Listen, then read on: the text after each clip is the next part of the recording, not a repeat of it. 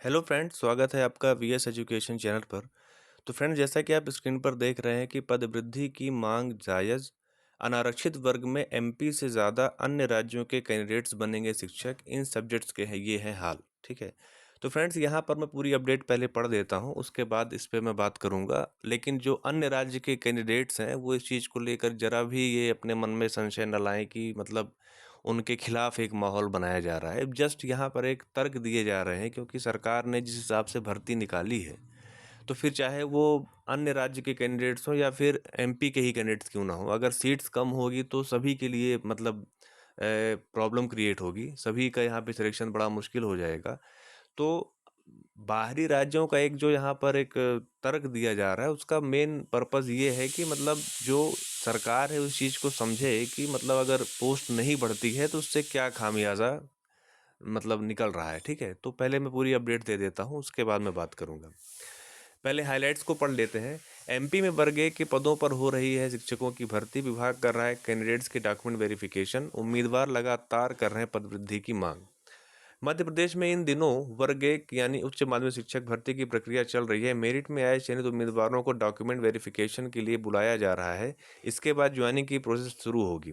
इस बीच भर्ती में पद वृद्धि की मांग कर रहे उम्मीदवारों के सोशल मीडिया ग्रुप में भर्ती से जुड़ी एक मेरिट लिस्ट तेजी से वायरल हो रही है। इस लिस्ट के अनुसार आरक्षित वर्ग में बायोकेमिस्ट्री जैसे विषयों में मध्य प्रदेश से ज़्यादा अन्य राज्यों के उम्मीदवारों का चयन हुआ है। बायोलॉजी में 66% और केमिस्ट्री में 52% अन्य राज्यों के उम्मीदवार हैं। मेरिट लिस्ट आरक्षण और विषयवार दी गई है। इसमें सीधी भर्ती के अनारक्षित वर्ग की लिस्ट देखें तो जीव विज्ञान यानी बायोलॉजी विषय में कुल 53 पद हैं। इनमें 35 यानी कि 66% कैंडिडेट्स प्रदेश के बाहर से हैं। मध्य प्रदेश के 18 यानी 34% उम्मीदवार ही मेरिट में आए हैं। इसी तरह रसायन शास्त्र यानी कि केमिस्ट्री विषय में कुल 67 पद हैं। इनमें से 35 यानी 52 कैंडिडेट्स अन्य राज्यों से हैं। वहीं एमपी से 32 यानी 48% उम्मीदवार मेरिट स्थान में बना पाए हैं। इन विषयों में भी लगभग समान रहे उम्मीदवार। इकोनॉमिक्स यानी अर्थशास्त्र विषय की बात करें तो सीधी भर्ती के अनारक्षित वर्ग में कुल 20 पद हैं, जिसमें से 45% यानी कि 9 उम्मीदवार अन्य राज्यों से हैं। वहीं 55% यानी कि 11 उम्मीदवार मध्य प्रदेश से आते हैं। इसी तरह मैथ्स यानी गणित विषय की बात करें तो कुल 126 पदों में से 41% यानी कि 51 उम्मीदवार अन्य राज्यों से चयनित हुए हैं। वहीं 59% यानी कि 75 कैंडिडेट्स मध्य प्रदेश के हैं। चर्चा में क्यों आया बाहरी का मुद्दा? देश में युवाओं को रोजगार के समान अवसर मिलना चाहिए, फिर भले वह किसी भी प्रदेश के क्यों न हो। जो योग्य हैं उन्हें नौकरी मिलने का अधिकार है। फिर सवाल उठता है कि आखिर बाहरी का मुद्दा चर्चा में क्यों आया? इसकी वजह है देश के अन्य राज्यों में एडमिशन से लेकर नौकरी तक में स्थानीय युवाओं को महत्व देने के लिए समय समय पर होते रहे प्रयास। यही वजह है कि एमपी में भर्ती 2018 में स्थानीय युवाओं को रोजगार में वरीयता देने का मुद्दा उठ चुका है। जैसे छत्तीसगढ़ का मामला यहाँ पर आ रहा है कि छत्तीसगढ़ में वन रक्षक पद पर स्थानीय स्थानीय को प्राथमिकता। छत्तीसगढ़ में वन रक्षक के 1484 पदों पर भर्ती के लिए विज्ञापन जारी हुआ। विज्ञापन के अनुसार 12 जून 2024 से 1 जुलाई 2024 तक उम्मीदवार अप्लाई कर सकते हैं। यहाँ पर एक चीज़ लिखी हुई है साफ साफ, मैं पूरी न्यूज़ को नहीं पढ़ूंगा। वन रक्षा के जो नोटिफिकेशन यहाँ पे दिया है, इसमें लिखा हुआ है कि अभ्यर्थियों की सूची,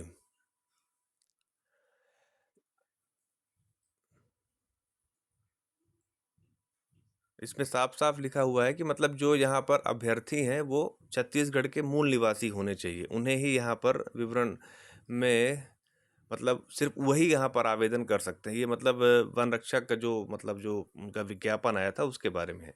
इसमें संपूर्ण छत्तीसगढ़ के मूल निवासियों से ऑनलाइन आवेदन पत्र आमंत्रित किए गए हैं। मतलब इस भर्ती में छत्तीसगढ़ के मूल निवासियों को ही प्राथमिकता दी गई है। उसी तरह से बिहार पीएससी का भी मामला है। बिहार पीएससी को जानकारी जारी करना पड़ा था शुद्धि पत्र। बिहार लोक सेवा आयोग के अध्ययन ने अध्यापक भर्ती के लिए मई 2023 में एक विज्ञापन जारी किया, जिसमें अनिवार्य शर्त के रूप में भारत का नागरिक हो और बिहार राज्य का स्थायी निवासी हो जोड़ दिया गया था। यहाँ पर आप देख सकते हैं बोल्ड में लिखा है कि भारत का नागरिक हो एवं बिहार राज्य का स्थायी निवासी हो। ये चीज़ यहाँ पर मेंशन की हुई है, यहाँ पर देखिएगा। ठीक है। तो बाद में हालाँकि मतलब इसमें ये है कि बिहार का जो है मूल निवासी होना चाहिए, ये मेन शर्त यहाँ पर रखी गई थी। कुल मिलाकर विज्ञापन के अनुसार ये भर्ती सिर्फ़ बिहार के युवाओं के लिए ही थी, जिसका उम्मीदवारों ने विरोध किया और कोर्ट में याचिका लगा दी। जिसके बाद बिहार पीएससी ने 27 जून 2023 को एक शुद्धि पत्र जारी किया, जिसके बाद बिहार राज्य का स्थायी निवासी हो वाली लाइन को हटा दिया गया था। 4 साल पहले सरकार ने की थी घोषणा। 4 साल पहले 2018 में सरकार ने घोषणा की थी कि मध्य प्रदेश में स्थानीय युवाओं को नौकरियों में प्राथमिकता मिलेगी। इसके लिए अन्य राज्यों में प्रचलित प्रावधानों का अध्ययन कराने के बाद नियम बनाने की बात सामने आई थी। सामान्य प्रशासन विभाग ने इसकी तैयारी भी शुरू कर दी थी। कानून बनाकर इसे कैबिनेट में लाने की तैयारी थी, लेकिन बाद में यह प्रयास मूर्त रूप नहीं ले सके। इसीलिए हो रही है पदवृद्धि की मांग। वर्ग 1 से शिक्षक भर्ती में लगातार उम्मीदवार पदवृद्धि की मांग कर रहे हैं। इसे लेकर कई आंदोलन भी हो चुके हैं। भर्ती बेहद कम पदों पर की जा रही है, जिसके कारण 100 में से 83 और 85 नंबर लाने वाले उम्मीदवारों का भी चयन नहीं हो पा रहा है। अनारक्षित वर्ग में राज्य के बाहर से भी उम्मीदवारों का अधिक चयन होने से मध्य प्रदेश के युवाओं के लिए इस भर्ती में कुछ खास बचा ही नहीं रहा। उम्मीदवारों ने एक बार फिर पदवृद्धि की मांग की। तो फ्रेंड्स, यहाँ पर सबसे बड़ा मुद्दा जो है, जिसको लेकर के सभी को लग रहा है, क्योंकि देखिए, बाहरी राज्यों का मामला हमेशा उठता रहा है, चाहे वो कोई भी राज्य हो। लेकिन जहाँ पर योग्यता की बात होती है, अगर किसी ने अच्छे नंबर लाए हैं, अच्छे मार्क्स लाए हैं, तो फिर उसे वहाँ पर चांस मिलना चाहिए। लेकिन अगर पद नहीं बढ़ेंगे, तो अगर सपोज़ आप इस चीज़ को ऐसे समझ सकते हैं कि अगर पद 5,000 से घटा करके 2,000 आ गए होते, तो फिर आप ये समझ लीजिए कि जो आज मेरिट में हैं, उनमें से भी 50% मेरिट से बाहर होके वेटिंग में आ गए होते। तो मेन अब प्रॉब्लम क्या आ रही है यहाँ पर कि 8720 पदों में से 3668 पद तो ऑलरेडी बैकलॉग के हैं, जिसपे मेरिट बनी, मतलब बैकलॉग की सीट निकाली गई, लेकिन वो पूरी फिल नहीं हो पाई है। उसके बाद जो 5052 जो फ्रेश भर्ती निकल कर आती है, उसमें भी आप जब देखेंगे तो जो एसटी-एससी का जो कोटा है उसमें, वो भी पूरी सीट फिलअप नहीं हो पा रही है। तो अगर इफेक्टिव रूप से देखा जाए, तो यहाँ पर मात्र 3 से साढ़े 3 हज़ार पदों पर भर्ती हो रही है। मतलब 5052 पदों में से भी सिर्फ 3500 पदों पर भर्ती होने जाएगी। हालाँकि उसमें अगर मैं सिर्फ डीपीआई का लगाऊँ, तो लगभग वो 2800 से 3000 के आसपास पद बन रहे हैं। जो 500 पद या 700 600-700 पद जो बच भी रहे हैं, वो ट्राइबल के हैं, जो कि अगली काउंसलिंग या फिर जब जनजातीय कार्य विभाग अपना काउंसलिंग की प्रक्रिया स्टार्ट करेगा, उस टाइम पे उन पदों पर वेरिफिकेशन वगैरह की जो प्रोसेस है, वो सभी कंप्लीट होंगी। तो अब आप इस चीज़ को अगर हम 2018 के आंकड़े से कंपैरिजन करें, तो आप 2018 का वर्ग एक आप वो देखेंगे, मतलब जो उनका पद आए थे, तो लगभग आप ये मान के चल सकते हैं कि 17,000 पद आए थे। ठीक है? उन 17,000 में से 2 काउंसलिंग कराई गई थी, जिसमें से पहली काउंसलिंग में लगभग 8,000 पद भरे और सेकंड काउंसलिंग में लगभग 4 साढ़े 4,000 पद भरे। तो लगभग 12 साढ़े 12 13,000 पद वहाँ पर वर्ग 1 में 2018 में भरे गए थे। उसके बाद भी 5,000 के आसपास पद खाली है, जिसको लेकर के माननीय हाई कोर्ट में याचिका लगी थी और वहाँ से वो फाइनल हो गया है कि वो पद उनको दिए जाएँ। तो 2018 के अगर हम कंपैरिजन करें, और उसमें सिर्फ एक पात्रता परीक्षा थी, और सभी विषयों में लगभग 16 विषयों की अगर हम बात करते हैं, तो शायद ही कोई ऐसा विषय होगा जहाँ पर किसी भी कंसर्न कैटेगरी में जो भी मिनिमम क्वालिफाइंग मार्क्स होता है, उतने मार्क्स तक की कट ऑफ गई थी। मतलब अगर आप इस चीज़ को ऐसे समझिए कि अगर यूआर की कट ऑफ जो है, जो 18 की भर्ती में 90 मार्क्स थी, ठीक है? और उसके अलावा जितने भी कैटेगरी हैं उसके अलावा सब में कितनी थी, 75। तो 16 के 16 विषयों का ये हाल था कि उनकी कट ऑफ गई थी 90 मार्क्स और 75 मार्क्स। मतलब कि जो मिनिमम क्वालिफाइंग मार्क्स होता है, वो उनकी कट ऑफ थी। यानी कि जिस भी कैंडिडेट्स ने परीक्षा को क्वालिफाई किया, उसको वहाँ पर जॉब मिली। अब कुछ सब्जेक्ट्स में जहाँ पर नंबर ऑफ कैंडिडेट्स ज़्यादा थे, सीट थोड़ा कम पड़ रही थी, वहाँ की बात मैं नहीं करता। 2-3 विषय ऐसे थे जिसमें कि जैसे आपका शायद इंग्लिश था, शायद वो नहीं, इंग्लिश नहीं था, हिंदी या संस्कृत जैसे विषयों में ऐसा हुआ था कि क्वालिफाइंग मार्क्स से थोड़ा ऊपर कट ऑफ 94-95 तक कट ऑफ गई थी। लेकिन आप अगर इसको कंपेयर करते हैं 2023 की भर्ती से, जहाँ पर आप पहले पात्रता लगा के भी फ़िल्टर करते हैं, हालाँकि 18 के जो पात्रता पास थे, उनको बैठने का मौका डायरेक्ट चयन में मिला था। लेकिन जो नए कैंडिडेट्स थे, जो बिल्कुल पहली बार एग्ज़ाम दे रहे हैं, उनको आप पात्रता परीक्षा लेकर के उसमें बाहर करते हो। लगभग आप ये मान के चल सकते हो कि 60% कैंडिडेट जो थे, वो पात्रता में बाहर हो गए। जो 40% कैंडिडेट्स आपके बचे, उनको आप चयन परीक्षा दिलवाते हो, ठीक है? चयन परीक्षा दिलाते हो, जिसमें भी लगभग 10 से 15% बच्चे उसमें भी डिस्क्वालीफाई हुए। तो अब आप ये देखो कि जब इतने बड़े लेवल पे आप फिल्टर कर रहे हो बच्चों को, मतलब सपोज आप किसी परीक्षा की बात, जैसे वर्ग एक की हम बात करते हैं, अगर 10,000 बच्चे बैठे, तो 10,000 में से 6,000 बच्चे तो पहले, हालांकि 10,000 नहीं लगेगा कि आप 1,00,000 लगा लो, 1,00,000 में से लगभग 60,000 बच्चे तो पात्रता में बाहर हो गए। ठीक है, वहाँ आपने उनको डिस्क्वालीफाई कर दिया। अब उसके बाद जो 40,000 बच्चे बचते हैं, उन 40,000 बच्चों का आप रिक्रूटमेंट टेस्ट लेते हो, जिसमें कि 20% बच्चे उसमें भी बाहर हो जाते हैं, यानी लगभग 8,000 के आसपास बच्चे उसमें भी बाहर हो जाते हैं। तो 30-32,000 बच्चे इसमें क्वालिफाई होते हैं। अब 30-32,000 बच्चे पास हुए इस परीक्षा में, और आप पद कितना दे रहे हो? 3500, यानी कि 10%। 35,000 बच्चे परीक्षा पास करते हैं और उसकी 10% सीट आती है। 18 से अगर हम कंपेयर करते हैं इस चीज़ को, तो सीट्स बच रही हैं और कैंडिडेट्स आपके पास अवेलेबल नहीं हैं। मतलब कैंडिडेट्स से ज़्यादा सीट्स वहाँ पर दी जाती हैं। तो जो ये डिसबैलेंस किया गया है, अगर आप, मैं 18 वालों की ये नहीं कह रहा कि उनको इतनी सीट क्यों दे दी गई, मैं ये नहीं कह रहा हूँ कि उनको सीट इतनी नहीं देनी चाहिए थी। मैं ये कहना चाह रहा हूँ कि आप उस परीक्षा से 23 वाली परीक्षा को अगर कंपेयर करते हैं, तो दोनों में ज़मीन आसमान का अंतर है। और फिर अगर गज़ट में आपको दिख रहा है कि इतने पद खाली हैं, तमाम जगह पर आप गेस्ट फैकल्टी का पोर्टल आप देखो, वहाँ पर पद दिखाए जा रहे हैं। 6,000 7,000 जो शिक्षक हैं वो जुलाई अगस्त में रिटायर होने वाले हैं। तो जब इतनी तमाम चीज़ें हैं, तो फिर पद क्यों नहीं दिए जा रहे हैं? अगर विभाग से पद की जानकारी मांगी जाए तो कहते हैं कि हम संधारित नहीं कर सकते हैं पदों को, आरटीआई में जवाब नहीं देते हैं। यहाँ पर आप, हालांकि बाहरी का मुद्दा जो उठाया गया है उसका पर्पस ये नहीं है कि बाहरियों को बाहर करो, क्षेत्रवाद फैलाओ, ये इसका ये पर्पस नहीं है। पर्पस ये है कि पदों को बढ़ाया जाए ताकि बाहरियों का भी सिलेक्शन हो और एमपी वालों का भी सिलेक्शन हो। मेन पर्पस ये है।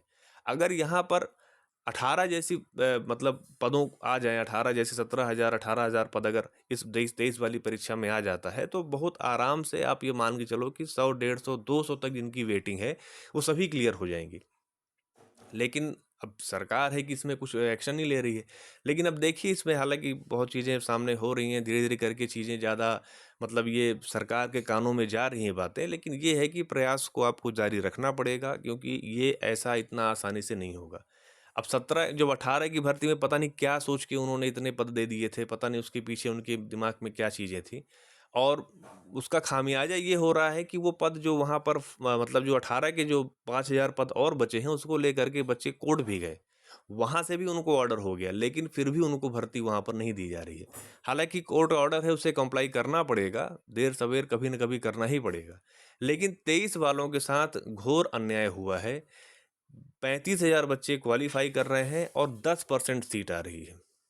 ये इससे ज़्यादा, मतलब वो भी 5 साल की भर्ती की बात करें। ये भी नहीं कि हर साल भर्ती हो रही हो तो चलो कोई बात नहीं, अगले साल फिर पद आ जाएँगे।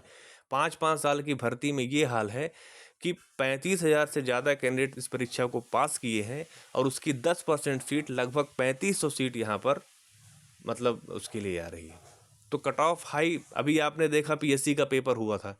पीएससी का पेपर में इस बार मैंने एक पिछली कुछ वीडियो पहले बनाई थी, उसमें मैंने ये बात कही भी थी कि उसमें 110 सीट वहाँ पर एडवर्टीजमेंट में टोटल सीट्स आ रही हैं। उस 110 सीट्स को आप जब उसमें कैटेगरीज में डिवाइड करते हो तो मतलब नाम मात्र के पद वहाँ पर बचते हैं। अब नाम मात्र के पद होंगे तो जाहिर सी बात है कि कट ऑफ बहुत हाई जाएगी, जैसा कि आकलन भी निकल कर आ रहा है कि 85 से 90 नंबर तक कट ऑफ जाएगी। यानी कि एक ह्यूमन एरर जो होता है, मैं ये नहीं कहता, एक एक कैंडिडेट अगर परीक्षा की तैयारी करता है तो जाहिर सी बात है कि 100 क्वेश्चन आएंगे, तो एक मतलब एक मतलब इंसान है ना, वो मशीन तो है नहीं।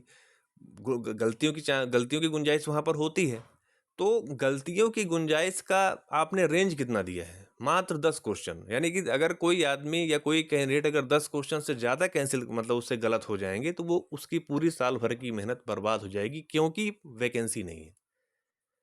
वर्ग एक में जो कैंडिडेट्स यहाँ पर 80-85 में जिनका सिलेक्शन नहीं हुआ है, तो 100 नंबर का पेपर था, तो मतलब 88 89 90 नंबर जो कैंडिडेट्स को पाए हैं उनको जॉब मिल रही है। मतलब ह्यूमन एरर के आपने कितने कम चांसेस कर दिए हैं।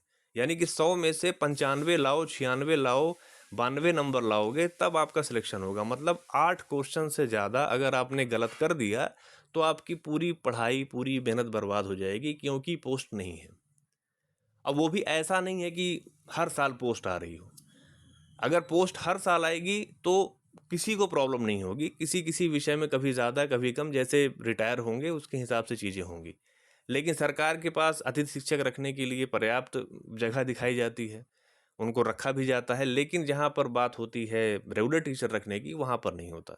गेस्ट अतिथि शिक्षकों का मैं इस चीज़ पर, आप इस चीज़ को लेके वो ना समझिए कि मैं उसका मतलब विरोध करता हूँ कि अतिथियों को क्यों रखा जाता है। सरकार ने ऐसा सिस्टम बना के रख दिया है कि अतिथि का एक उनको एक लॉलीपॉप पकड़ा दो, जिससे कि वो मेन स्ट्रीम से, आप कह सकते हैं कि रेगुलर भर्तियों से वो वंचित हो जाएँ, और एक उनको एक मतलब एक भविष्य की एक सुनहरी उम्मीद दिखा करके उनके वर्तमान को इस तरह से डिस्टर्ब किया जा रहा है। और यही रीज़न है कि मतलब पद नहीं बढ़ते, क्योंकि उनके पास एक अल्टरनेटिव है। उनके पास तिहाव वेतन में काम करने के लिए व्यक्ति अवेलेबल हैं, इसलिए वो फुल वेतन में जो कर्मचारी उनको रखना नहीं चाहते हैं। यही उसका सबसे बड़ा रीज़न है। अब देखिए इसमें चीज़ें आगे आंदोलन होगा, अब देखिए उसमें क्या होता है, वो सब देखने पे समझ में आएगा। तो यही अपडेट थी फ्रेंड्स, और थोड़ा मेरा वीडियो लंबा हो गया है, पर आप इसे पूरा ज़रूर देखिएगा। और अगर आपको मेरा वीडियो अच्छा लगा हो तो आप उसे लाइक कीजिए, अपने फ्रेंड सर्कल में शेयर कीजिए, और चैनल पर अगर पहली बार आ रहे हैं तो प्लीज़ आप चैनल को सब्सक्राइब कर लीजिए। Thank you.